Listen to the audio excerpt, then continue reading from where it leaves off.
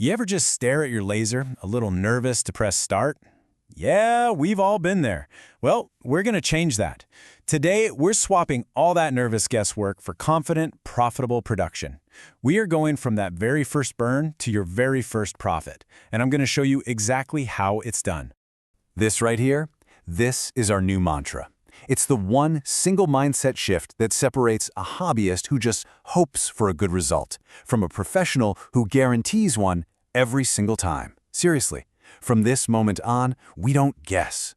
And here's the playbook we're going to follow to get there. We'll start with a mindset, then dive into the 4 core settings. We'll build a test grid for those perfect results, learn how to log them, and then calculate how it all turns into actual profit. It's a straight line from mindset to money. Let's go. Okay, so let's talk about the biggest mistake pretty much all of us make when we're starting out. You know, you watch a video, you find someone else's numbers online, you plug them in, and you just kind of cross your fingers and hope for the best, right? Well, that path leads to wasted material, inconsistent results, and a whole lot of frustration. There is a much, much better way. I mean, this really lays out the 2 paths perfectly. The hobbyist is kind of stuck in this loop of guessing, hoping, and just wasting expensive material. The professional, on the other hand, invests a little bit of time up front to test and to log. That one simple step creates a reliable, efficient workflow that delivers quality results every single time. That's the foundation of a business. All right, so to stop guessing, we need to understand what our laser is actually listening for. Let's get into the 4 fundamental settings that you absolutely need to master. Think of this as, finally learning to speak your laser's native language. These are your 4 main dials. Power, that's just how much energy you're blasting into the material. Speed is how fast the head moves. Go slower, and you're putting more energy in one spot, getting a deeper mark. Passes are simple. That's just how many times you repeat the same path. And DPI, or dots per inch, that's your resolution. Now, cranking all of these up to 11 puts a massive amount of heat into your material, which can be great, or, it can be how you instantly char wood and melt acrylic.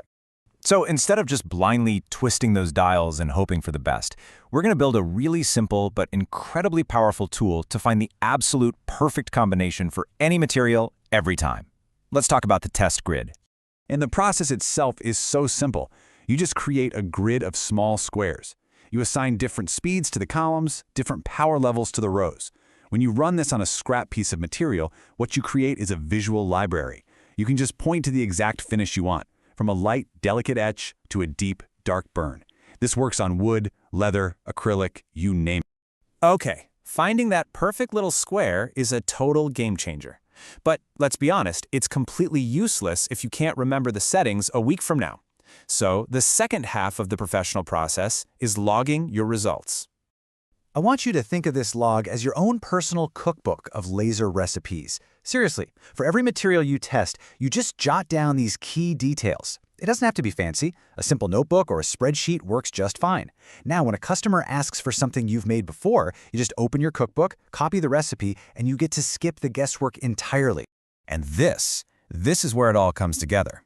We've built a professional process, right? So now let's see how that technical discipline directly translates into cold, hard profit. We'll use a simple engraved coaster as our example. First up, the easy part. Let's just say the blank coaster costs you $1 to buy. That's our starting point. Next, and this is crucial, you have to value your time and your machine's time.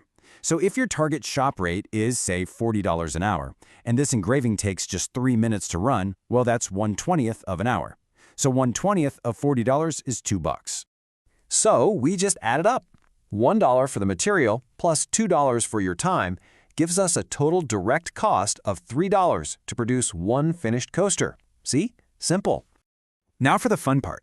A really nicely engraved, personalized coaster can easily sell for $12, and that's a very realistic market price. So let's do the final math. $12 in revenue minus our $3 in cost, that gives you $9 of gross margin on one single coaster. Now stop and think about selling a set of 4. This is exactly how a dialed-in, repeatable workflow makes even small products incredibly profitable. So let's wrap this all up by connecting the dots, because this was never just about making one coaster, was it? It's about building a system that can make hundreds or even thousands reliably. And this is really the ultimate takeaway here. The discipline of testing and logging, it does so much more than just save you some scrap material. It builds trust, because your customers know they'll get consistent quality from you. And it proves that you have a mature, scalable operation. You're not just playing with a laser anymore. You're building a real business. So I'll just leave you with this one question to think about for your own work. Whether it's in wasted materials, lost time, or maybe even customer frustration, where does inconsistency cost you the most right now? Because figuring that out, well, that's the very first step to fixing it for good.